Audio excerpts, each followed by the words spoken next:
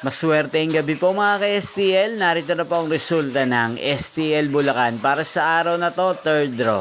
April 4, 2025, araw ng Biyernes. Naway ang mga natayan niyo pong mga numero kanina ay manalo nawa ngayong gabing ito, 8 PM. Kaya't kunin niyo na po ang inyong mga tickets. Narito na po ang resulta. Ang mga numerong nanalo sa STL Bulacan ngayong gabing ito, April 4, 2025. 8 PM, third draw, result 7 at 14 in exact order. Sa lahat po ng tumaya kanina sa STL Bulacan para sa third draw ng 7 at 14, congrats po sa inyo, panalo po kayo.